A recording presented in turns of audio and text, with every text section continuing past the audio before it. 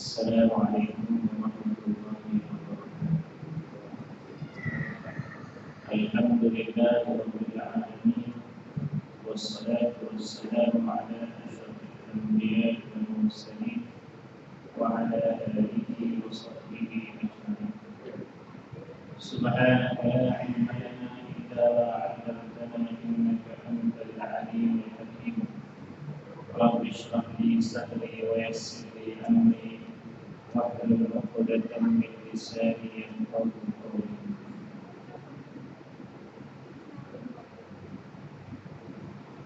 Qala Allah subhanahu wa ta'ala, qul in kuntum tuhibbuna Allah fattabi'uni yuhibbukum Allah wa yaghfir lakum dhunubakum wallahu ghafurur rahim. Pertamanya, alhamdulillah, sama-sama kita memanjatkan syukur kepada Allah Subhanahu wa ta'ala kerana pada malam ini kita dapat bersama-sama lagi untuk meneruskan kuliah, untuk meneruskan pembelajaran berkenaan dengan kitab Fathul Mu'in, dan insyaAllah kita masih lagi membicarakan berkenaan dengan salat berjemaah.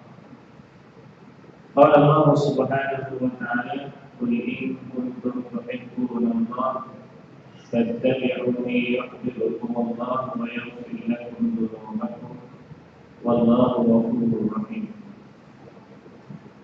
Qul, katakanlah wahai Muhammad, in kuntum tuhibbuna Allah, sekiranya kamu kasihkan Allah, sekiranya kamu cintakan Allah, fattabi'uni, ikutlah aku, yakni ikutlah Nabi sallallahu alaihi wasallam.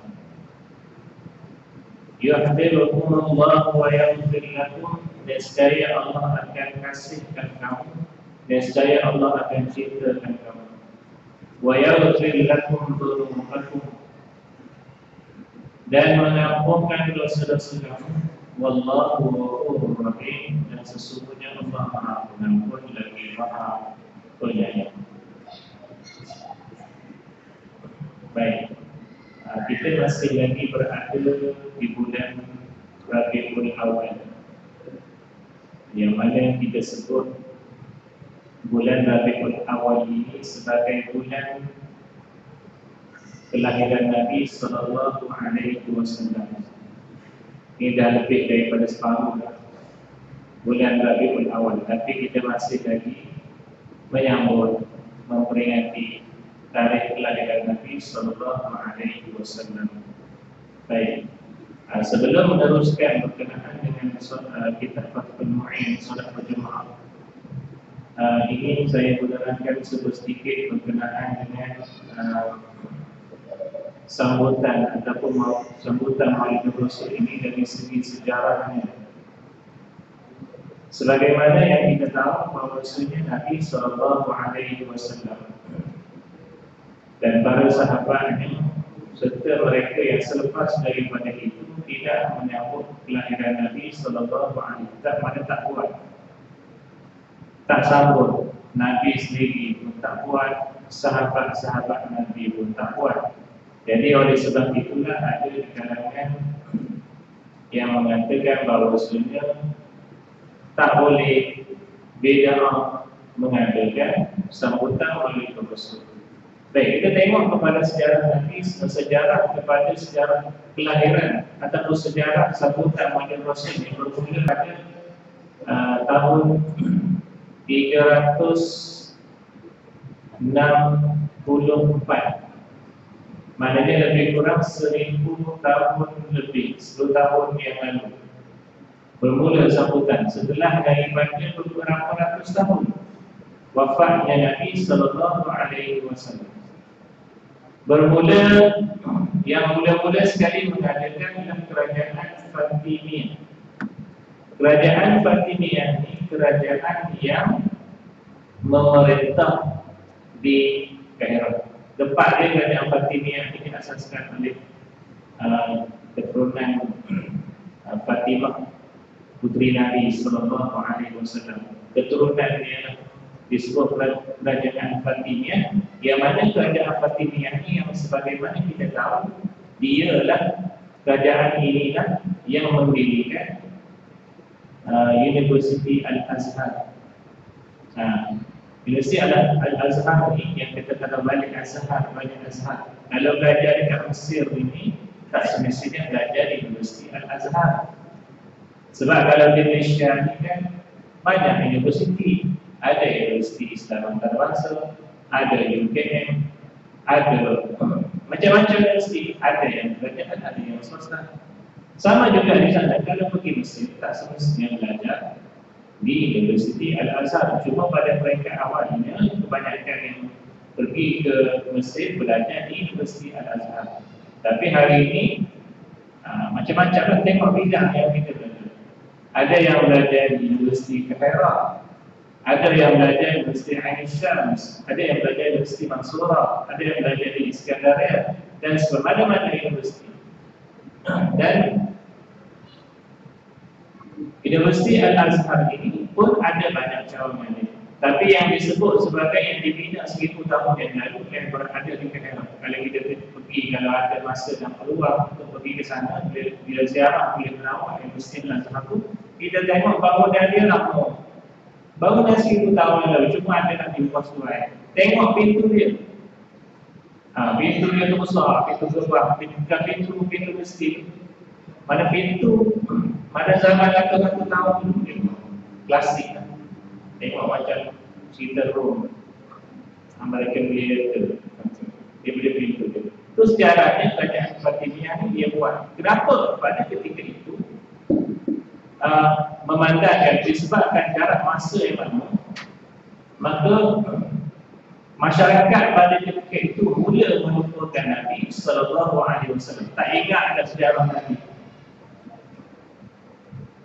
tak ingat ada sunnah-sunnah Nabi, tak kenal dah siapa Nabi. Dah ratus tahun dah Nabi, 200 tahun. Kita merdeka baru dalam 50 tahun. Bayangkan 200 tahun lagi, macam mana jadi masyarakat? Tak tahu, kita tahu. Maksudnya makin jauh dengan Nabi Sallallahu Alaihi Wasallam, maka Sultan pada ketika itu, Sultan Mu'iz pada ketika itu, dia pun memikirkan perlu mengadakan satu program untuk ingat kembali kepada Nabi Sallallahu Alaihi Wasallam. Sebagaimana yang kita dengar kuliah sebelum ini, sahabat-sahabat Nabi tak perlu buat sambutan-sambutan seumpama ini kerana Nabi letak di hati mereka. Sentiasa buka. Maknanya bangun pagi cerita pasal Nabi, bangun pagi cerita pasal Nabi. Maknanya Maulidul Rasul tiap-tiap hari bukan setahun sekali. Ingat Nabi, jalan ikut jalur, jalan yang Nabi lalu, ingat Nabi, rindu bukan Nabi. Tapi kita hari ini sejauh mana itu? Sejauh mana saya? Jadi kita hari ini mula kenal Nabi, mula rasa rindu pada Nabi setelah ada progres kaum ini. Jadi setelah daripada itulah dibuatlah, selain daripada dibuatlah nyanyian disebut sebagai nasyid, ada yang dipanggil sebagai berzanji. Berzanji asalnya alunan nasyid yang dicipta kata selatan Azerbaijan. Itu lekat nama Berzanj, satu tempat nama Berzanj, bukan Azerbaijan, Berzanj, belah-belah Rusia. Marhaban itu sebab dalam ada perkataan marhaban yang orang lain kan, jadi lekatlah nama marhaban. Sebenarnya nama semua sekali itu Berzanji itu marhaban itu namanya nasyid. Di tuan sama lah yang ada nama yang boleh sebagainya, dia semua nasyid. Cuma istilah yang kita gunakan nak mengingatkan kepada Nabi. Kalau kita cinta pada Nabi, biasanya kepada seseorang biasanya kita akan cinta lagu. Sayang kepada seorang cinta dengan lagu. Anakku Sazali sayang pada buat satu lagu. Kasihkan kepada kasih dia, buat satu lagu. Kasihkan kepada Nabi, maka buat satu lagu. Untuk ingat kembali kepada Nabi sallallahu alaihi wasallam. Lama mengingat dia. Mula sejarahnya. Mula sejarahnya kerajaan Fatimiyah. Jadi terpulanglah pada ini. Yang tak kuat itu ada alasan dia. Sebab dia kata ini bukan daripada apa yang Nabi buat sebelumnya. Yang melakukan yang mengadakan sebutan-sebutan itu dia ada alasan. Masing-masing ada alasan, jadi terpulang pada itu. Ada khilaf ulama, bid'ah ni ada khilaf ulama. Ada mengatakan bid'ah semuanya sesat. Ada yang mengatakan bid'ah ni ada kategorinya. Ada kategori wajib, ada kategori sunat, ada kategori harus, makruh dan sebagainya. Yang wajib apa? Yang wajib itu bid'ah wajibnya apa? Membukukan Al-Quran. Wajib. Ulama kata itu bid'ah peringkat wajib. Nabi suruh tak? Nabi tak suruh buat. Nabi tak ajar besar sebelum dia wafat. Kalau Nabi besar supaya kena buat Al-Quran ni, kena bukukan Al-Quran. Zaman-zaman dulu tak ada mashaf. Kan kita tahu dan saudara, semuanya mashaf. Apa tu Al-Quran bergerak. Hafiz. Yang hafiz tu dia di zaman Nabi dia tidak disuruh supaya pergi berperang. Dia jaga Al-Quran. Tapi pada zaman Sayyidina Abu Bakar, golongan-golongan ini pun dikerah pergi berperang. Disebabkan itu maka ramai yang syahid. Bila syahid, Sayyidina Umar dia bimbang kalau nanti dah tak ada orang yang hafaz, orang yang hafiz Quran. Bila sebut hafiz Quran yang dia tak sama dengan hafiz yang kita hari ini, tak sama. Hafiz Quran ni, kalau kita berkata, sebab sahabat-sahabat Nabi yang lain pun hafal Quran semua, cuma tak dipanggil sebagai hafiz. Kita hafiz ni hafal Quran, yang tak hafal tahfiz tak hafal Quran. Zaman Nabi semua sahabat hafal Quran lalu, cuma tak dipanggil hafiz sebab hafiz ni dia ada kelebihan diri tersendiri yang mana bila Nabi bacakan ayat Al-Quran itu, dia lekat dalam kepala. Dia tak, di mana dia, kalau kita ini hafiz hari ini hafal Quran, hafal dulu. Hafal bukan sekadar dengar, boleh ingat, kena hafal dulu. Banyak kali ulang-ulang baru boleh ingat. Berdasarkan kepada mashaf kita baca buku Al-Quran. Tapi zaman Nabi dulu mana ada yang kita tengok di mashaf Al-Quran tu, mana boleh baca. Dengar daripada Nabi terus lekat dalam kepala. Itulah hafiz. Sahabat-sahabat lain ditulis dulu, dengar daripada Nabi tulis. Lepas tu di balik rumah hafal. Itu disebut sebagai hafiz zaman dulu.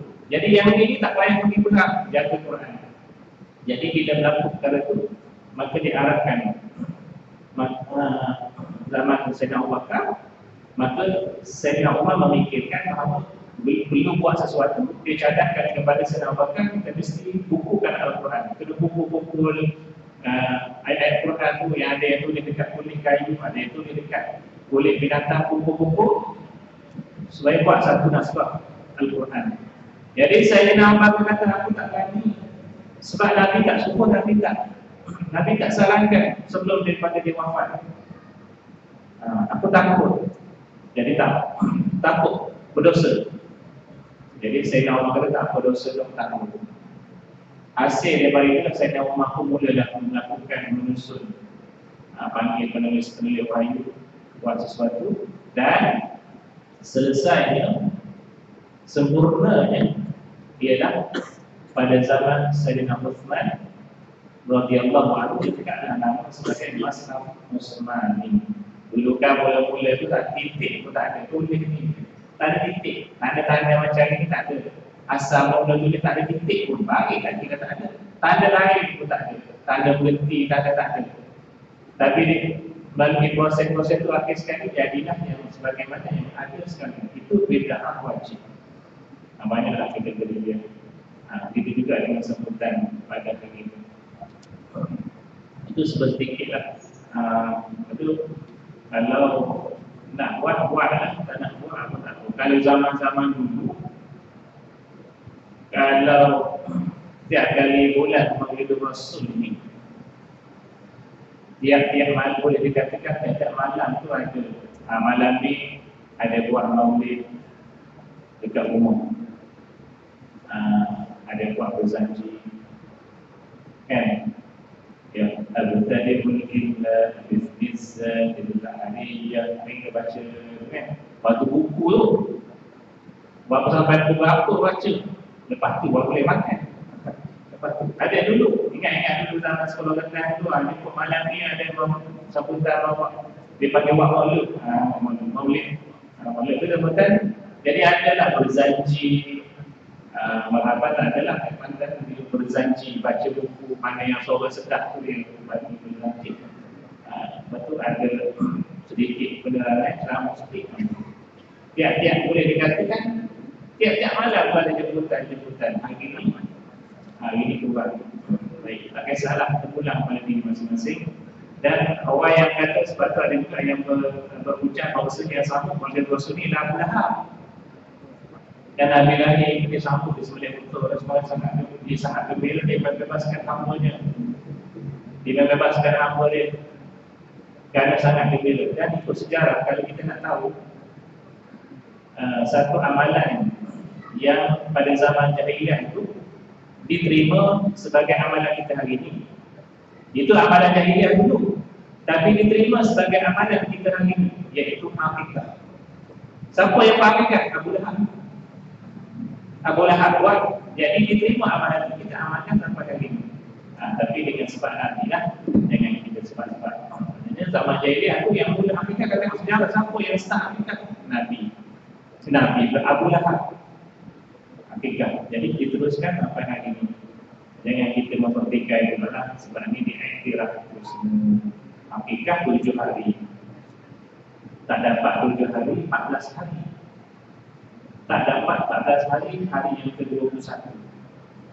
Tak dapat hari yang ke-21, ikut suka kita. Bila masa kita lapang. Mula-mula 7 hari, sudah 7 hari. Hari yang 7 tu pada sunat akikah. Sunat cukur bukan gunting jambut, cukur habis. Sunat cukur habis 7 hari, bukan setahun, 7 hari cukur habis. Cukur semua. Kenapa kita nak kena cukur? Sebab rambut yang dalam perut ibu itu dia ada kesan-kesan daripada air-air dalam perut, dan melekat di kulit kepala. Bila kita cukur tu dia akan buang segala yang melekat di kulit kepala, dan dia boleh mencegahkan mata dan menajamkan penglihatan dan menajamkan pendengaran. Macam kita letak kena seluk atas kepala, rasa macam berat di kepala. Jadi benda tu kena buang. Kalau sekadar kita basuh dia tak ingat, dia kena cukur dengan lepas tu disudahkan supaya cukur. Dan rambut pun akan tumbuh lebih sempurna. dan juga menamakan 3 benda. Satu, akikah. Yang kedua, cukur. Dan yang ketiga ialah menamakan 7 hari. 7 hari kelahiran, hari yang ke-7. Tahnik sebelum tu lagi. Tahnik yang apa? Belah mulut. Masukkan kurma dalam mulut tu namanya tahnik.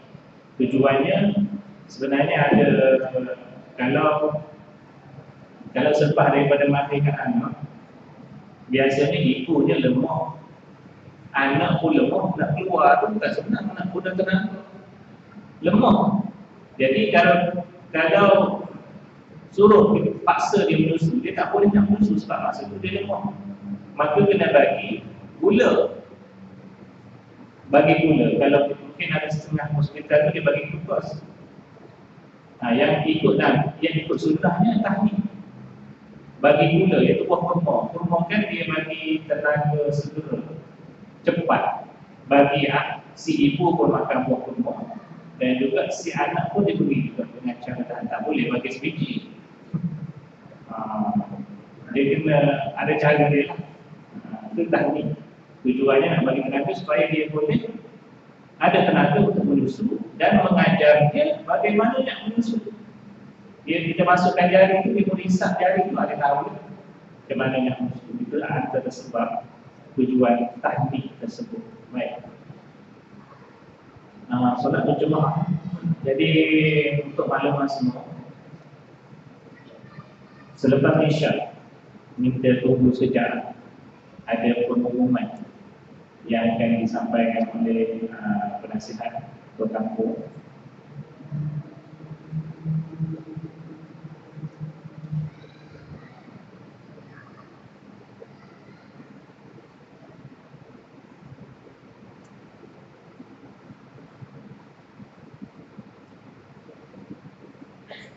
Okey, tak jadi insyaAllah.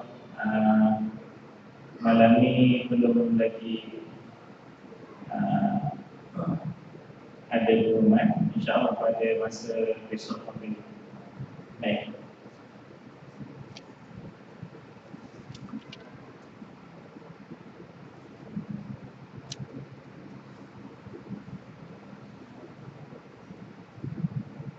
Baik, tentang solat berjemaah. Berkenaan dengan afdal solat berjemaah, persoalan-persoalan yang timbul.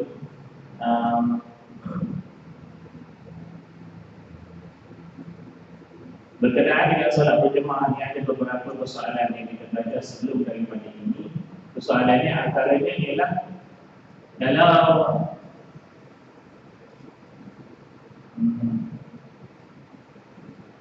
mana lebih afdal solat berjemaah di rumah dengan solat berjemaah di masjid.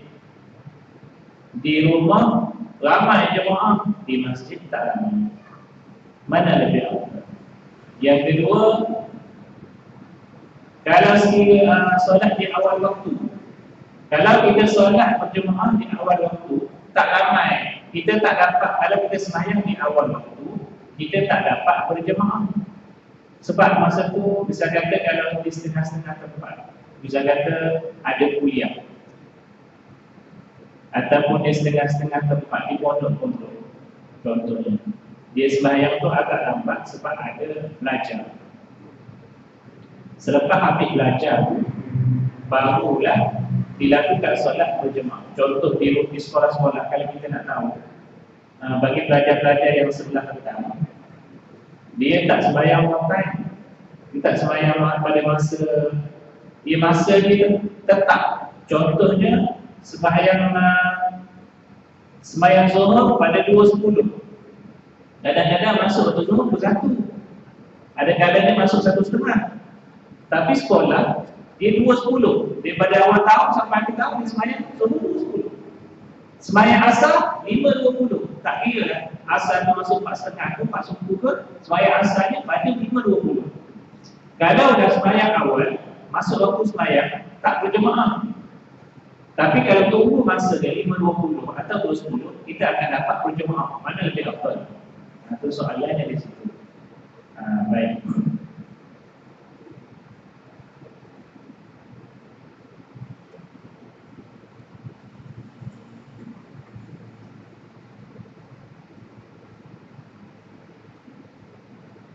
Dan berjemaah bagi sembahyang wajib yang 5 waktu itu bagi lelaki lebih afdal dilakukan di dalam masjid. Ini adalah berdasarkan kepada hadis sallu ayyuhan nasu fi buyutikum fa inna afdalus salat salatul mar'u fi baitihi illa al-maktubah. Wahai manusia, sembahyanglah di dalam rumah kamu. Maka sesungguhnya sembahyang terafdal sekali adalah sembahyang seseorang lelaki di dalam rumahnya melainkan sembahyang wajib yang 5 waktu. Baik. Nabi pesan kepada kita sallu ayyuhan nas fi buyutikum. Sembahyanglah kamu dalam rumah kamu sendiri. Kalau sebut sembahyang secara umum, sembahyang di mana tempat yang paling afdal sembahyang ialah di rumah, kecuali salatul maktubah, kecuali sembahyang 5 waktu. Maknanya sembahyang-sembahyang yang lain, sembahyang-sembahyang sunat, sembahyang-sembahyang sunat lebih afdal di rumah. Kalau kita nak buat sunat duha, afdalnya di rumah. Kalau itu hadis. Apa-apa sembahyang kecuali sembahyang 5 waktu, afdalnya di rumah. Kecuali sembahyang waktu. Yang lain sembahyang afdalnya adalah di rumah. Sembahyang sunat fardhiyah ba'diyah afdalnya di rumah. Tetapi kalaulah sekiranya kalau kita berada di rumah, buat di rumah tak jadi, ataupun keadaan rumahnya agak jauh, kita dah datang awal ke masjid, dapat pahala datang awal. Jadi di situ afdalnya kita buat di masjid. Asalnya contoh Nabi dia sembahyang di masjid solat fardu, tapi solat sunat dia buat di rumah. Contohnya sebelum solat subuh, qabliyah dia buat di rumah dia, tapi fardu subuh dia buat di masjid. Itu asalnya. Tak bergantung pada kalau di rumah kita tidak jadi nak buat solat sunat. Kalau dia buat masjid boleh buat, maka afdal bagi kita dia buat di masjid sembahyang sunat. Buat di rumah tak jadi, banyak halangan-halangan dengan TV dengan apa, jadi buat di masjid kita gaji semangat, maka yang afdalnya buat di masjid. Kenapa afdal buat di rumah tu? Sebabnya lebih terpelihara daripada sifat-sifat riya, ada riya, buat tempat yang tersembunyi. Baik. Maka dalam dilakukan di dalam masjid kerana kemuliaan masjid, ramai jemaahnya dan sahih sembahyang jemaah padanya. Adapun bagi wanita berjemaah di rumah adalah lebih afdal berdasarkan kepada hadis la tamna'u nisa'atul masjid wa buyutahunna khairun lahunna. Jangan menghalang istri-istri kamu ke masjid, dan rumah-rumah mereka lebih baik bagi mereka. Ini pun kalau ditanya mana lebih afdal bagi seorang perempuan, sama ada dia sembahyang di rumah, sembahyang fardu di rumah, ataupun sembahyang fardu di masjid. Kalau hukum asalnya ulama ataupun Nabi tidak melarang wanita datang ke masjid. La tamna'u nisa, tak halang, tak penghalang, tak datang masjid boleh dengan syarat terpelihara daripada fitnah-fitnah. Ataupun terpelihara daripada segala bahaya, boleh datang. Tetapi Nabi kata lebih baik di rumah kerana perempuan itu lebih terpelihara. Itu satu persoalan. Macam mana kalau sekiranya mana lebih afdal? Kalau di rumah tak dapat ilmu, suami pun tanggungjawab suami, dia kena mengajar isteri. Balik rumah, datang kuliah ni, balik rumah cerita kat isteri pula. Tapi suami pun cerita pun tak seperti mana yang disampaikan oleh penceramah. Maka kalau sekiranya duduk di rumah tak dapat ilmu, kalau datang masjid dapat ilmu, dan dalam masa yang sama terpelihara daripada fitnah, maka lebih baik datang ke masjid. Itu yang penting. Persoalan mana yang lebih afdal, mana yang lebih afdal. Ikut asalnya, kalau balik kepada yang asal, orang perempuan lebih afdal di rumah. Tetapi kalau dikait dengan permasalahan, dia akan ada pertimbangan.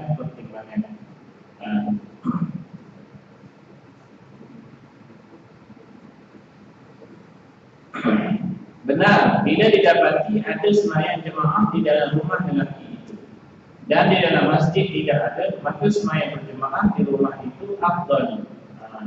Demikian juga lebih afdal sembahyang di rumah bila di dalam rumah itu ada jemaah yang lebih ramai daripada jemaah yang ada ada di dalam masjid mengikut apa yang dipegangi oleh al-Dhara'i dan ulama-ulama lain daripada ini. Ada khilaf ulama. Persoalan yang pertama, persoalannya kalau di rumah ada solat berjemaah, di masjid tidak ada, ataupun di rumah ramai jemaah, ahli keluarga pun dah ramai dah. Anda ingat orang yang paling ramai di dunia nama apa? Duduk kat India, orang Cina, dia punya isteri dia 39 orang. Nama apa dah tak ingat, ada baca dalam Facebook. 39 orang isteri, satu kelas tu isteri dia. Anak dia berapa? Saat campur semua dekat 300 ahli keluarga dia. Ni mungkin ni beranak 7 habis 10 contohnya. Berapa orang anak dia? Kalau puas solat berjemaah tu, dia boleh macam satu masjid 300 anak beranak dia. Tapi nak bagi tahu kepada kita, kalau kita tanya macam mana dia tanggung isteri dia 39 anak ramai, nak bagi tahu rezeki Allah Ta'ala. Berapa kilo sehari ayam, berapa kilo sehari nasi, bagaimana besar mana rumah kan betul.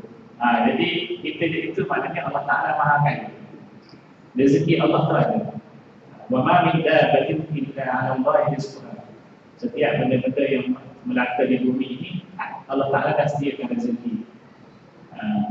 Kena yakin Allah Ta'ala maha kaya. Baik. Kalau di rumah itu solat, ada solat berjemaah, di masjid tidak ada. Ataupun di rumah itu jemaahnya lebih ramai, tapi di masjid tak ramai. Di sini pandangan ulama menyatakan bahawasanya lebih afdal sembahyang di rumah daripada di masjid. Tetapi bagi Syekh Ibnu Hajar bahawa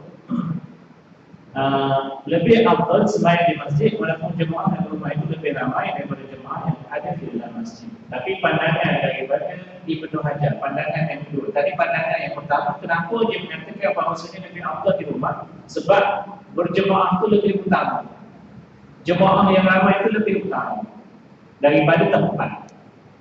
Maksudnya walaupun di rumah, tapi disebabkan mengambil kira jumlah jemaah dan juga mengambil kira sama ada solat berjemaah atau tidak, maka di rumah itu lebih afdal daripada masjid. Macam mana kita dah duduk kat rumah solat berjemaah, datang masjid ada orang jemaah. Duduk di rumah jemaahnya ramai. Datang masjid dua je imam terpilih. Mana lebih afdal? Ada yang kata kat rumah lebih afdal sebab ramai-ramai sembahyang. Tetapi pandangan kedua mengatakan bahawasanya lebih baik di masjid walaupun tak ada orang yang mendirikan solat berjemaah ataupun jemaahnya sedikit. Kenapa? Mulia di masjid. Kalau saya suka pendapat yang kedua. Pendapat yang kedua, walaupun untuk imam dia, yang azan pun untuk imam, yang kawan pun untuk imam, yang imam pun untuk imam. Ada pernah pergi satu tempat, memang dia lah imam, dia dah bila dia dah imam, dia dah makmum. Memang tak adalah, dia lah, mana dia lah sekali-kali. Masjid daerah ada, dan mungkin tempat kita pergi selama ni, kita kata tak guna satu. Kita pergi tempat-tempat negeri-negeri lain, tak isi kita negeri mana? Negeri lain ada masjid daerah, tak ada orang solat berjemaah. Yang ada ni, kalau tak seorang, dua. Subuh tu dua. Kalau tak ni seorang-seorang. Yang azam pun dia, yang imam pun dia. Mana lebih baik kita sembahyang di rumah? Tengok. Ada seorang yang tak pula kita sembahyang di rumah. Mana lebih baik? Kalau saya lebih suka pandangan mengatakan baik pergi masjid sebab kemuliaan tempat, dan juga kalau sekiranya kita ambil pandangan sebegitu, lama-lama tak ada orang langsung. Yang ada tu, yang imam yang ada tu mati, kosong masjid, tak ada orang. Jadi baik kita hidupkan masjid itu dengan solat berjemaah walaupun seorang, walaupun dua orang. Ni kita belajar dunia hari ini. Kita kena buat sesuatu. Kalau masjid itu tak ramai, kita kena ramai kawasan. Jangan kita pula tak payah pergi lah masjid tak ramai. Kita yang kena pergi pakat-pakat pergi bagi ramai. Kalau Kalau tanya yang asal mana lebih afdal di masjid. Afdal di masjid kalau pada di rumah. Tapi bila ikut persoalan ni, ada mengatakan bahawasanya lebih afdal di rumah. Tapi pandangan yang kedua mengatakan lebih baik di masjid juga kerana kemuliaan yang ada pada masjid. Dan apabila berlawanan antara fadilah sembahyang dalam masjid dan hadir di luar masjid, misalnya kalau dia sembahyang di luar masjid, maka sembahyang tidak dalam jemaah, tetapi dia mendapat fadilah masjid. Dan kalau dia sembahyang tidak dalam masjid, yakni di luar daripada masjid, maka dia mendapat fadilah berjemaah, tetapi terluput fadilah masjid. Maka dalam didahulukan apa yang zahir, kerana fadilah yang berhubung dengan zat ibadah itu sendiri adalah lebih utama daripada fadilah yang berhubung dengan tempat atau masa. Baik. Sembahyang dalam masjid dan sembahyang di tempat lain.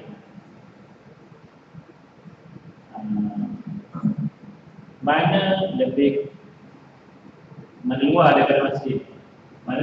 Mana kalau sembahyang dalam masjid tak dapat fadilah berjemaah 27 kali ganda.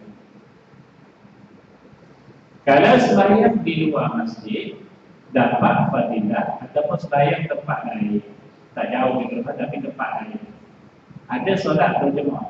Contohnya kat masjid ini tak ada berjemaah, tapi dekat contohnya kedai-kedai berdekatan ada surau, maka surau itu ada solat berjemaah. Bukan masjid tapi satu bilik, satu tempat disediakan untuk solat. Maka pandangan mengatakan kalau dia sembahyang di masjid, dia tak dapat pahala 27 sembahyang berjemaah. Kalau dia sembahyang di luar daripada masjid, dia dapat pahala berjemaah, tetapi tak dapat kelebihan tempat di masjid. Tak dapat kelebihan tempat. Mana yang kita nak dahulukan? Jadi di sini dia buat keputusan, kita ambil kelebihan berjemaah itu sendiri. Kalau nak dibandingkan dengan tempat, fadilah berjemaah itu sendiri lebih afdal daripada tempat. Maka sembahyang di luar, di lain pada masjid itu lebih afdal daripada sembahyang di masjid itu sendiri. Baik, itu satu pandangan. Balik pada asal tadi, balik kepada yang pandangan yang kedua tadi. Maknanya kalau sekiranya kita buat perkara itu berulang-ulang, bimbang nanti masjid itu akan hilang. Kenapa kita bina masjid? Nak buat apa bina masjid?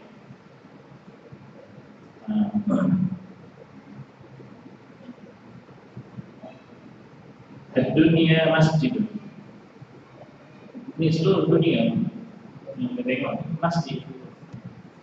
Kalau zaman-zaman Nabi itu, kalau nak sembahyang, nak menyembah Allah, kena pergi tempat rumah ibadat. Tapi kita hari ini, umat Nabi Muhammad, nak solat, nak menyembah Allah, boleh buat di mana-mana sahaja. Nak buat mana dunia masjid, semua tempat tu dunia ni sebuah masjid lah. Masjid lah kubik. Mana tempat jalan raya pun boleh sembahyang. Dekat padang bola pun boleh sembahyang. Dekat stadium pun boleh sembahyang. Tak mesti nak sembahyang kena pergi masjid. Tak mesti nak sembahyang pergi sekolah. Mana-mana tempat boleh. Umat dulu tak boleh. Kenapa boleh? Tapi kenapa kita bina ni masjid? Syiar, tanda-tanda kemuliaan. Syiar, tanda-tanda mana nak nampak kemuliaan Islam, kebesaran Islam tu kat mana? Ada masjid. Masjid dia bina untuk beribadat. Di situlah kita nak solat berjemaah. Di situlah kita nak buat solat sunat. Di situlah kita nak buat aktiviti. Di situlah kita nak buat pengajian. Di situlah kita nak buat tahfiz dan sebagainya. Pusat. Tapi dalam banyak-banyak tu, mana yang lebih tujuan utama ialah untuk mendirikan solat berjemaah. Sebab tu kita bina masjid. Sebab tu kalau kita berzikir atau kita mengaji Quran, Ada orang datang solat, orang tengah solat, kita kena berhenti atau sebuah kita kena perlahankan suara. Ini yang timbul persoalan, boleh tak zikir selepas solat, zikir kuat. Ini yang timbul sebab selepas daripada sembahyang ada lagi orang yang sambung sembahyang.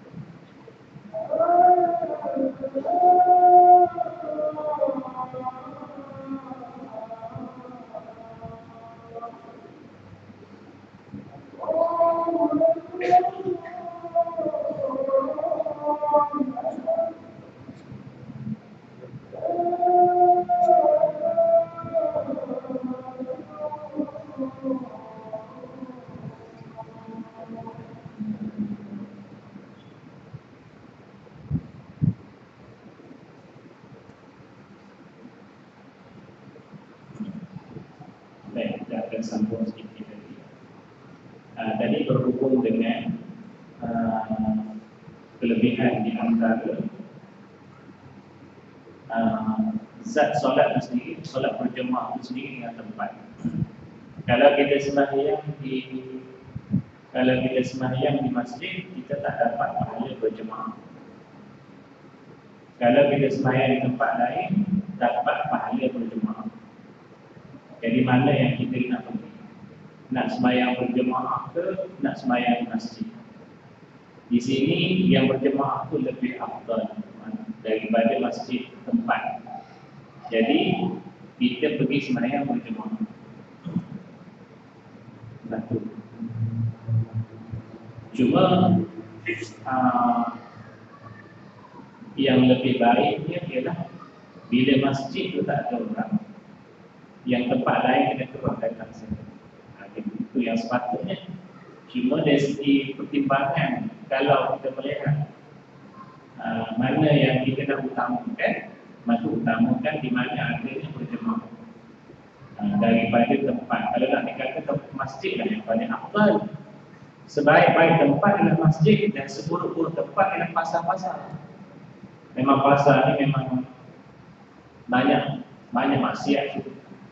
Nak jaga mata pun susah. Kan? Kita memang kita bukan nak pergi tengok benda-benda itu, nak pergi beli barang. Tapi pasar ni memang tempat itu terdekat. Jadi satu tempat maknanya nak bagi tahu kepada kita lebih baik. Kalau tak perlu, elakkan. Kalau ada keperluan, pergilah. Tak larang, tapi cuma kurangkan. Kalau semata-mata kadang-kadang pergi pusat-pusat shopping, kompleks dan sebagainya. Hari ini kan banyak tempat shopping. Kadang pergi tu bukan nak beli barang pun, barang mahal-mahal. Pergi pusing-pusing. Jadi kurangkan. Baik. Masjid memang tempat yang paling mulia atas bumi. Jadi kalau sembahyang, baik masjid yang paling afdal. Tetapi kalau di masjid itu tak ada berjemaah, maka tempat lain lebih baik tempat yang ada berjemaah. Tapi walau macam mana pun kita kena usaha, kena hidupkan solat berjemaah di masjid. Sebab memang masjid itu dibina khusus untuk menunaikan solat lima waktu secara berjemaah. Kata orang tak bina masjid, kalau tempat tu tak ada orang sembahyang, jangan buat masjid. Buat masjid, ada duit boleh buat masjid. Tapi nak imarahkan itu, nak hidupkan solat lima waktu tu yang kita nak fikir. Kalau buat masjid matu kosong tak ada orang, baik tak buat. Baik kita pergi sembahyang tempat lain, masjid lain yang lebih makmur daripada kita bila bukan kita nak perbanyakkan masjid, kita nak hidupkan masjid, kita nak makmurkan masjid. Ada duit memang boleh buat, orang tersendiri yang boleh buat masjid. Tapi nak imarahkannya itu yang kita kena fikir. Kalau bumi itu sudah dibinakan masjid, maka tak boleh lagi dibuka buat tanah tu. Dah diwakafkan untuk masjid, tak boleh buat bangunan lain. Tapi kalau buat bangunan lain, kita nak buka buat masjid, tak apa.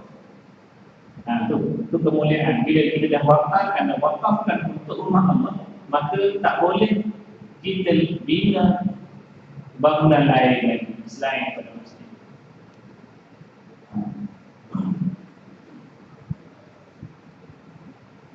Baik itu dari segi solat berjemaah berbanding dengan tempat. Baik, dan fadilah yang berhubung dengan masa adalah lebih aula atau utama daripada yang berhubung dengan fadilah tempat.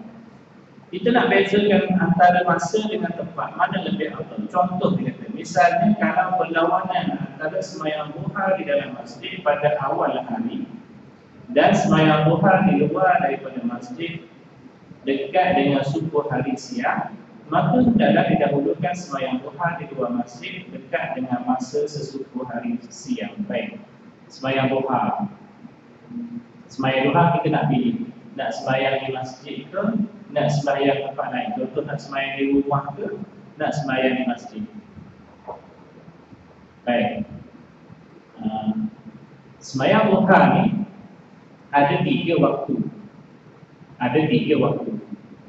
Waktu awal, waktu tengah, waktu akhir. Sembahyang duha. Saya ulang, ada waktu awal, waktu tengah, waktu akhir. Waktu yang paling afdal ialah waktu tengah. Dia sebut satu subuh hari. Maknanya kalau lebih kurang, sebab yang waktu subuh hari itu itulah yang disebut sebagai waktu duha. Awal waktu duha bila? Masa waktu syuruk tu. Itu awal waktu duha. Itu awal waktu duha. Waktu duha yang betul-betul duha ni waktu tengah tu. Yang kita sekarang dengar radio IQ tu, baca doa nasyid, doa duha tu. Itulah waktu yang paling afdal. Itulah namanya waktu duha, iaitu matahari naik tinggi. Kalau waktu syuruk matahari baru timbul. Waktu duha ni matahari dah naik tinggi segala, dah tinggi lah. Matahari itu dah istilah orang Melayu kata matahari sudah tinggi. Bila hari sudah tinggi itu sebenarnya itulah waktu duha. Kalau waktu tengah hari itu kan, dan waktu yang akhir waktu sebelum zuhur. Itu. Jadi waktu yang paling afdal waktu tengah. Sekarang ni kita nak sembahyang duha. Kalau kita sembahyang duha waktu awal, kita dapat sembahyang tempat yang paling baik, iaitu masjid. Kalau kita sembahyang nak pilih waktu yang paling afdal, kita tak dapat sembahyang di masjid. Nak pilih yang mana? Kalau kita sembahyang duha, waktu awal dapatlah pahala sembahyang duha di masjid. Kita nak dapat waktu afdal tu, nak sembahyang di masjid tak boleh sebab waktu tu kita bekerja.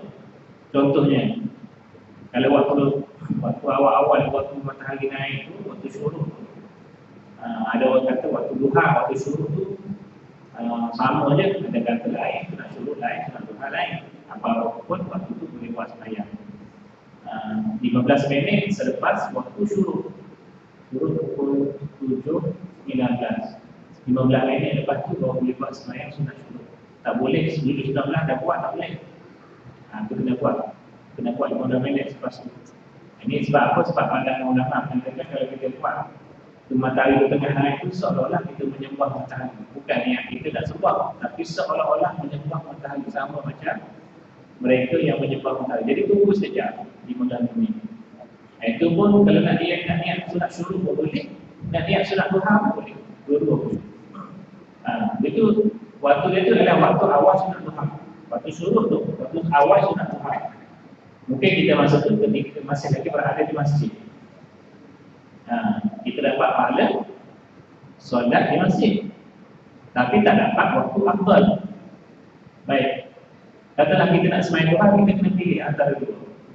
Nak sembahyang di masjid tetapi waktu tak afdal, nak sembahyang waktu afdal tapi tak dapat sembahyang di masjid. Nak pilih yang mana?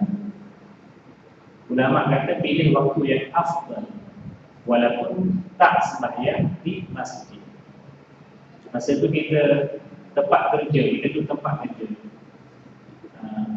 Jadi afdalnya ambil fadilah waktu daripada fadilah tempat.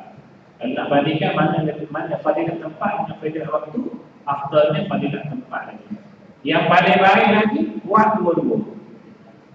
Paling baik buat dulu. Masa waktu awal tu kita buat di masjid, dapat pahala tempat, betul tempat, walaupun tak dapat pahala waktu, fadilah waktu. Lepas tu bila waktu afdal, waktu tengah tu kita buat sembahyang, kita dapat kelebihan atau fadilah waktu yang afdal walaupun tak buat di masjid. Dua-dua lebih baik. Main duha berapa rakaat? 12 rakaat. Buat 4 rakaat waktu awal, 4 rakaat waktu tengah, waktu akhir 4 rakaat. Kalau nak buat sekali hari pun tak buat. Kalau tak nak buat 12 pun buat 2. Tapi baiknya sekurang-kurangnya 4. Kenapa kita kena buat sunat duha? Okey, baik. Ada hadis Nabi maksud lebih kurang macam ni. Dia sembahyang duha ni, kalau kita nak kira nikmat Allah ni, kita tak terhitung dan takkan terbalas. Nikmat Allah ni dalam masa kita duduk ni pun kita berapa banyak nikmatnya kalau kita nak kira berapa banyak. Tengok, melihat, mendengar, sihat, kita dapat bernafas, tak ada sesak nafas. Banyak-banyak nikmat ketika itu nak balas macam mana? Dalam setiap satu saat tu banyak nikmat, nak balas macam mana? Tak mampu nak balas. Jadi yang mampu kita balas adalah kita menunaikan 2 rakaat duha. Nak nikmat Allah banyak, nak balas apa? Buatlah sembahyang sunat 2 rakaat duha.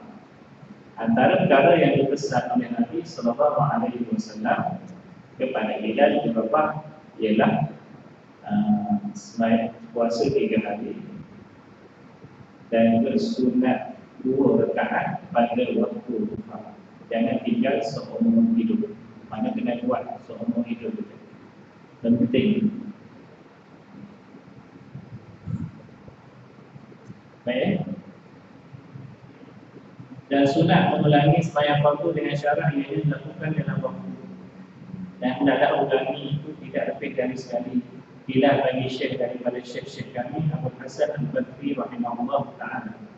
Walaupun telah dilakukan sembahyang mula-mula itu dengan jemaah beserta seorang orang lain, walaupun seorang baik ianya sebagai imam atau makmum dalam sembahyang yang mula-mula atau sembahyang yang keduanya dengan berniatkan sembahyang fardu walaupun ianya jatuh menjadi sembahyang sunat, maka adalah ia berniat melakukan ulangan sembahyang yang wajib.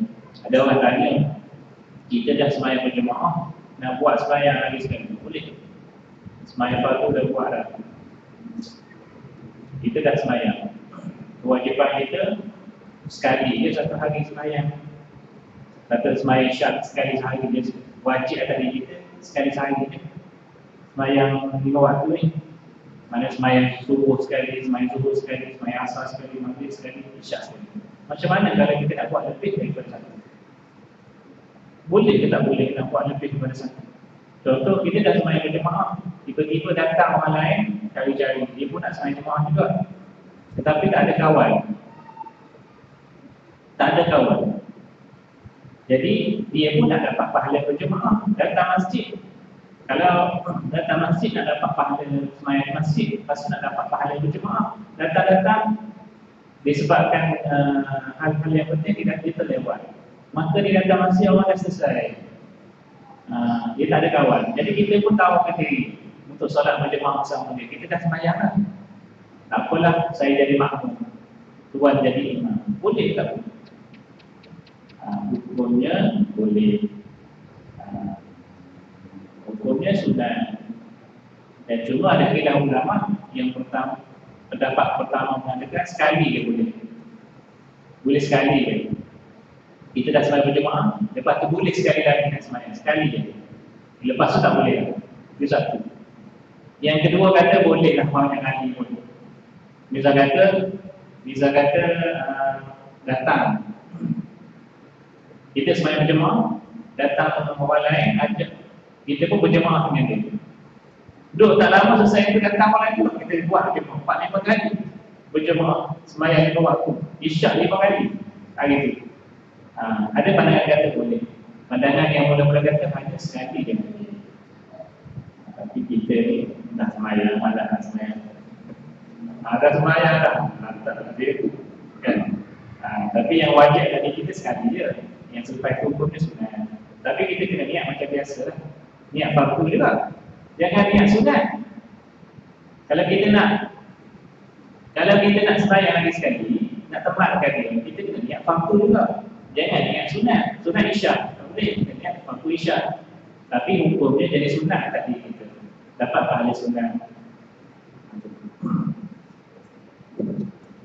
Dengan berniatkan sembahyang fardu walaupun ianya jatuh menjadi sembahyang sunat, maka adalah ia berniat melakukan ulangan sembahyang yang wajib. Maknanya kita bantu sahabat kita untuk solat berjemaah. Sama ada kita nak jadi makmum pun boleh, kita nak jadi imam pun boleh, dua-dua boleh. Salah satu. Wallahu a'lam. Ada soalan? Saya nak tahu ini aurat perempuan. Aurat perempuan. Perempuan sembahyang, aurat dia tapak kanan, 12 tapak kanan dia kan. Dia ada aurat ke apa? Mungkin perempuan jawab perhatikan kan, antara yang bayang tu dengan aurat ni, dia ada aurat ke atau tapak kanan tadi? Baik, sebenarnya aurat orang perempuan sebelumnya ada kita sentuh berkenaan dengan aurat satu. Aurat orang perempuan ini yang muka dan di perut, tapak tangan. Kena duduk. Ni dia kalau dalam solat, aurat untuk solat muka dan tapak tangan. Tapi kalau di luar solat, kalau kalau di luar rumah yang sebenar-benarnya termasuklah muka. Aurat dia maksudnya bila di luar rumah dia kena tutup muka. Kecuali orang yang dah umur. Memang muka ni kalau dalam sembahyang memang kita muka tak tutup. Tapi bila keluar rumah kena tutup semua. Muka ni kena tutup juga. Cuma di sana ada khilaf ulama. Khilaf ulama muka tu sama ada dia jadi aurat ke atau tidak. Kalau sekiranya berlaku kalau tak tutup tu menimbulkan fitnah. Kalau dia cantik sangat, bila orang tengok dia ni memang bukan sekali dua tengok, 4-5 kali orang pusing tengok ni, maka dia wajib tutup. Kalau dah akan umur tu mungkinlah kan. Dan syarat ada yang membolehkan boleh buka dengan syarat tak ada makeup, tak hias, biasa-biasa saja. Jadi kita guna yang boleh buka hari ini. Muka tu ada dua pandangan yang ulama Islam ni. Ada yang kata hukumnya aurat, ada kata tidak. Yang kata bukan aurat itu, dia ada syarat dia. Pertama, tak ada fitnah, tidak menimbulkan fitnah. Yang kedua, tidak berhias. Dua. Tapi hari ini tengoklah macam mana. Jelas sembahyang. Muka dan tapak tangan.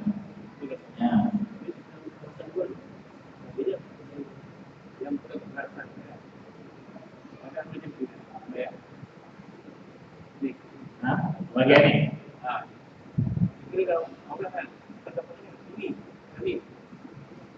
Dia macam ni. Dia kalau ikut pandangan dia setakat ni. Mana kalau sembahyang kalau kita pakai pakaian dia kain yang ni dipakai kain telekung ni. Kain telekung ni khusus untuk sembahyang. Kalau pakai pakaian biasa pun boleh. Pakaian biasa pun boleh. Dia muka dan tangan. Jangan sampai sini lah. Tapi nak kena jaga juga lah. Mana kalau boleh sampai sini, nampak jari tak boleh. Sebab kita tak boleh nak, kalau terbuka sikit, dia boleh jadi terbuka orang. Jadi kalau boleh labuhkan sikit. Labuhkan sikit lah. Sebab tu dalam setengah tu dia ada salur. Jadi kalau kan sampai sini, tapi kita kena lebihkan sikit lah. Sebab kita kemungkinan bila sembahyang tu kita akan mungkin tertarik ke dekat. Jadi kalau muka boleh jadi baik itu labuhkan sikit. Muka dan aurat dalam sembahyang ini tak kira masa bila-bila. Kalau duduk dalam bilik kebal pun dia punya pintu tu 8 kaki kebal dia, tak ada orang tengok pun kena tutup aurat juga. Tak apa sembahyang tak ada orang tengok, sembahyang itu je.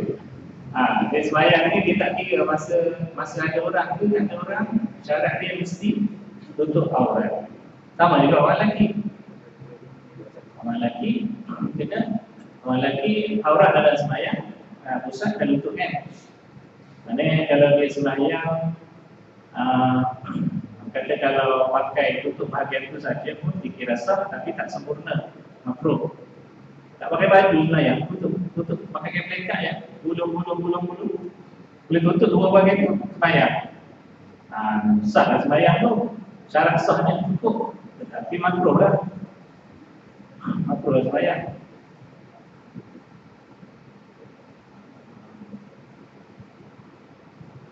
Lebihkan sikit. Biasanya sedikit, tapi dia sembahyang biasa kau lebihkan. takut dia tersendak. Tapi kan sikit. Tutup dalam habis sini.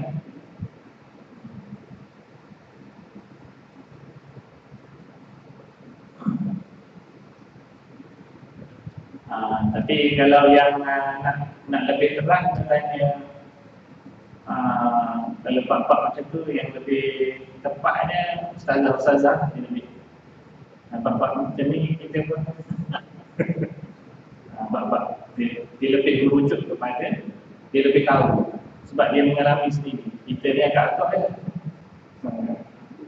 Itulah kalau aurat orang lelaki ni adalah sembahyang antara pusat dan lutut, tapi bila keluar rumah, kita pergi mana-mana tempat orang ramai ni, datang masjid, kita tak boleh sembahyang pakai antara pusat dan lutut ya. Mana hari ni semua datang, kenapa kita tak pakai baju sebagai pusat dan lutut saja? Dah sembahyang kesah antara pusat dan lutut. Kita kena mengambil kira aurat yang lain. Orang lelaki bila keluar rumah, dia kena tutup semua, maknanya hanya yang sahih saja. Maksudnya kena pakai berpakaian lengkap.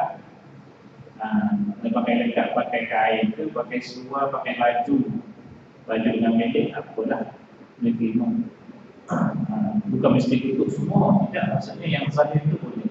Bukan hanya datang, bukan hanya kita pergi keluar pada rumah, pergi ke mana-mana tempat, hanya tutup bahagian itu saja. Itu dikira tidak menutup aurat. Sebab dia ada pengkhususan dia dalam solat, sahnya pusat dan lutut, tapi aurat untuk bila kita keluar daripada rumah, pergi ke tempat awam, semua sekali. Kecuali yang zahir, saja, yang tangan ni boleh lah. Tak payah pakai tudung, boleh lah. Tapi kita pakai lengkap, pakai baju, pakai seluar sempurna, macam yang kita pakai. Tak boleh ketat, tak boleh jarang, sama lah. Kadang pakai baju nak tunjuk satu tunjuk satu, baju tu lubang-lubang, nampak jarang. Itu hukumnya. Betul alasan dia kata, nanti pusat dan lutut je. Tak, semua sekali. Kalau keluar tempat awam, kalau berhadapan dengan perempuan bukan mahram. Kalau sama-sama lelaki, pusat dan lutut. Kalau perempuan bukan mahram dengan perempuan bukan mahram, semua sekali, kecuali yang sahih sahih. Wallahu a'lam. Sudah insyaallah nanti bismillahirrahmanirrahim. Alhamdulillahirabbil alamin, hamdan wa ni'mahu wa yukafi masidah. Ya Rabbana lakal hamdu kama yanbaghi li jalali wajhika wa 'azimi sultanik. Allahumma hamdana bil Qur'an wa ja'alna lana imaman wa nuran wa hudan wa rahmah. Allahumma dhakkirna mimma nasina wa 'allimna mimma jahilna warzuqna tilawatahu ana al-layli wa an-nahar. Allahumma inna na'udzu bika min 'ilmin la yanfa' wa min qalbin la yakhsha wa min nafsin la tashba' wa min da'watin la yustajabu laha. Rabbana atina fid dunya hasanah wa fil akhirati hasanah wa qina adzaban nar. Wa sallallahu ala sayyidina Muhammad wa ala alihi wa sahbihi wa sallam. Walhamdulillahi rabbil alamin. Subhanaka Allahumma wa bihamdika asyhadu an la ilaha illa anta astaghfiruka wa atubu ilaik. A'udzu billahi minasyaitonir rajim. Bismillahirrahmanirrahim. Al-'asr innal insana lafi khusr illa alladziina aamanu wa 'amilus shalihati wa tawasaw bil haqqi wa tawasaw bis sabr.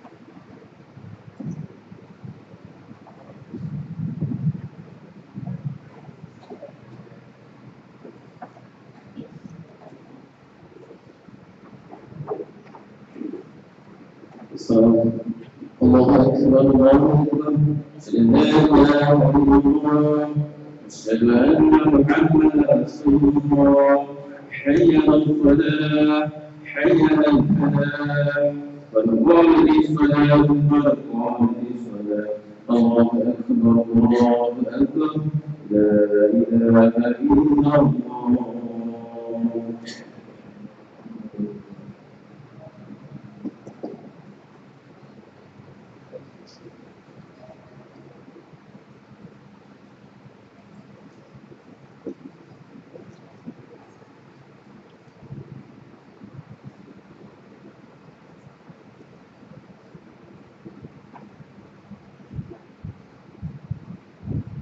الله أكبر.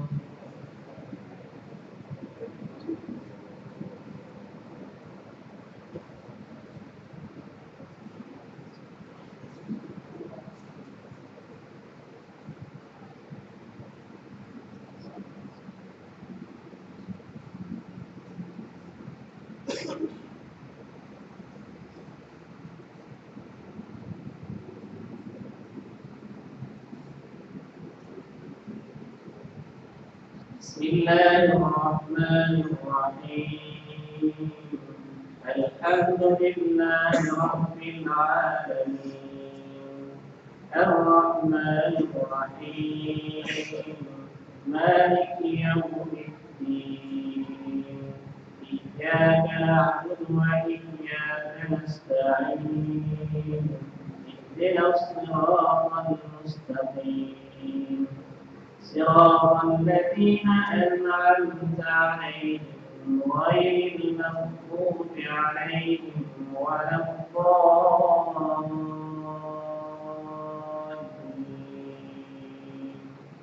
آمين.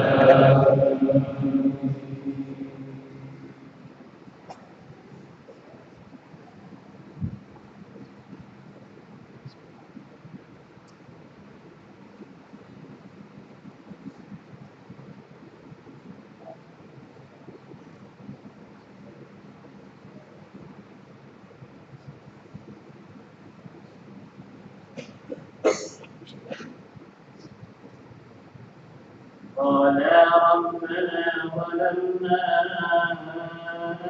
أنفسنا وإن لم تغفر لنا وترحمنا لنكونن من الخاسرين. قال اهبطوا بعضكم لبعض عدو ولكم في الأرض مستقر ومتاع إلى حين. قال فيها تحيون وفيها تموتون ومنها تخرجون. يا بني آدم قد أنزلنا عليكم لباسا يواري سوآتكم وريشا ولباس التقوى ذلك خير ذلك من آيات الله لعلهم يتذكرون. الله أكبر. سمع الله لمن حمده.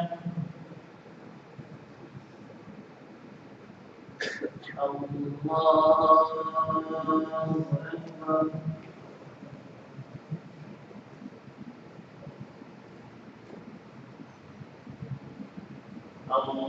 الله أكبر.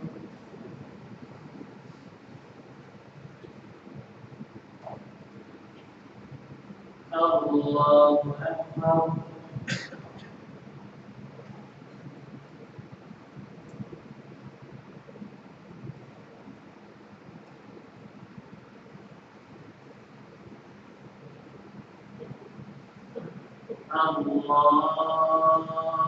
الله أكبر.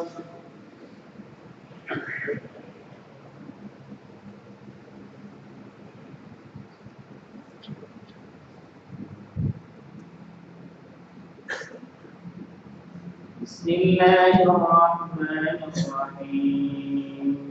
الحمد لله رب العالمين الرحمن الرحيم مالك يوم الدين إياك نعبد وإياك نستعين اهدنا الصراط المستقيم صراط الذين أنعمت عليهم غير المغضوب عليهم ولا الضالين.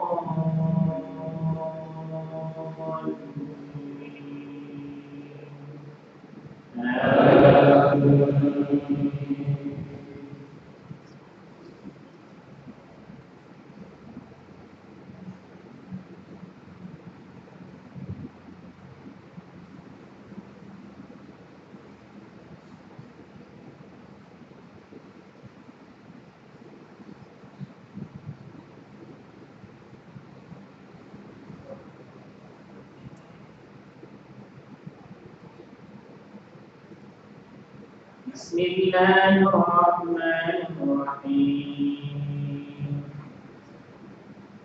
والعاديات ضبحا فالموريات قدحا فالمغيرات صبحا فأثرن به نقعا فوسطن به جمعا إن الإنسان لربه لكنود وإنه على ذلك لشهيد وإنه لحب الخير لشديد أفلا يعلم إذا بعثر ما في القبور وحصل ما في الصدور إن ربهم بهم يومئذ لخبير.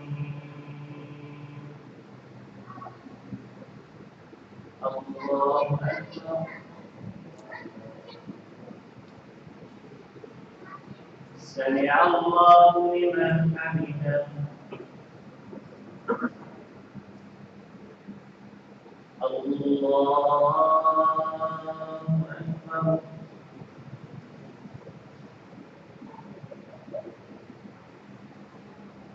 الله أكبر.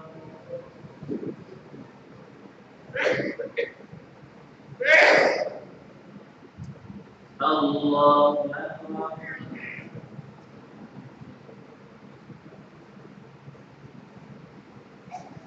الله أكبر.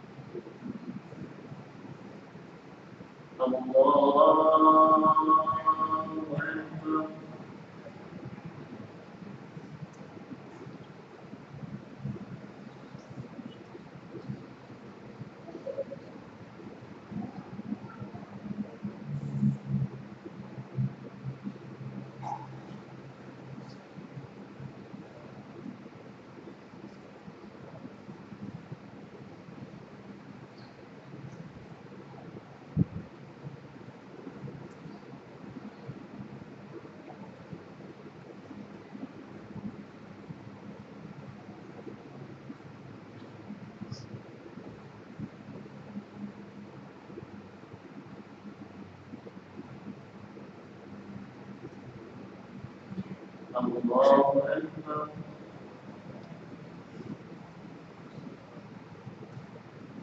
سمع الله لمن حمده. الله أكبر. الله أكبر. الله أكبر.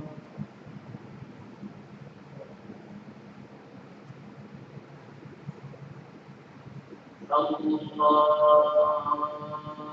أكبر.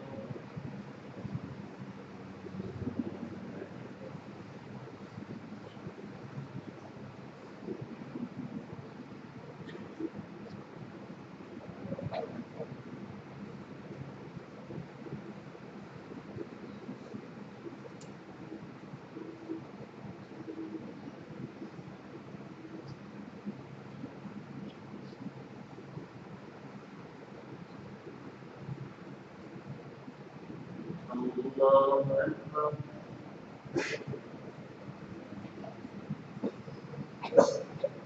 سمع الله لمن حمده. الله أكبر.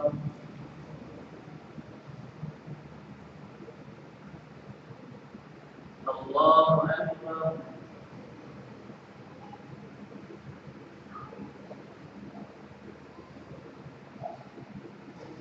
الله أكبر.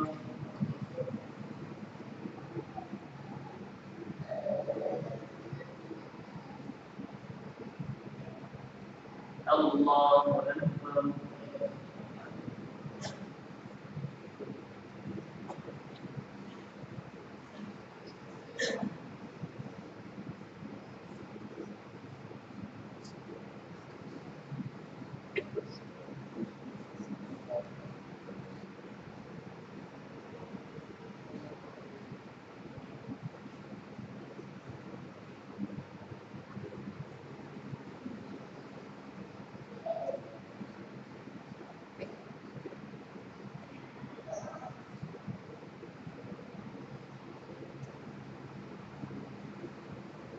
السلام عليكم ورحمة الله. السلام عليكم ورحمة الله.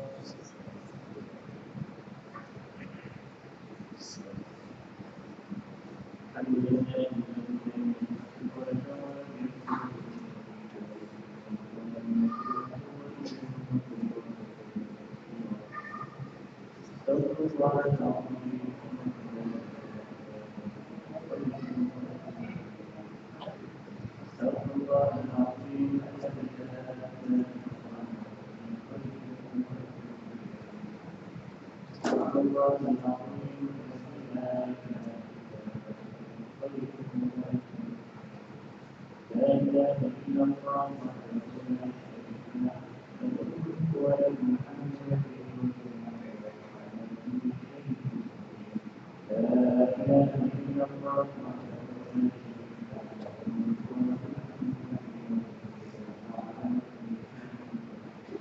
بسم الله الرحمن الرحيم.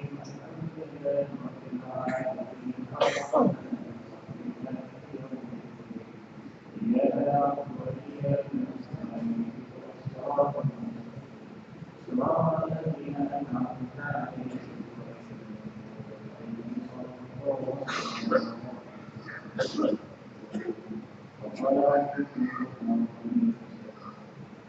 أعوذ بالله من الشيطان الرجيم. بسم الله الرحمن الرحيم. الحمد لله رب العالمين. حمدا يوافي نعمه ويكافئ ربنا لك الحمد كما ينبغي لجلال وجهك وعظيم سلطانك. اللهم بارك وسلم على سيدنا محمد وعلى آله وصحبه أجمعين. اللهم تقبل منا صلاتنا تامة واغفر لنا ذنوبنا عامة ولا تحرمنا يوم القيامة إنك لا تخلف الميعاد.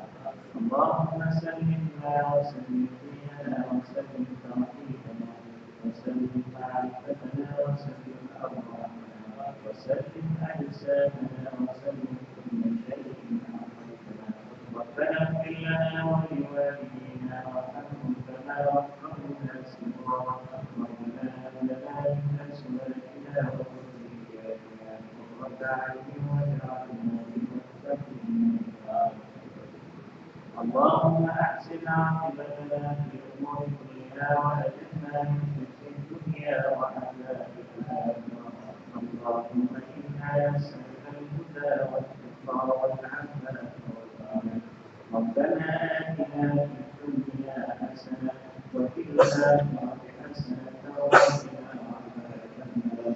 وصلى الله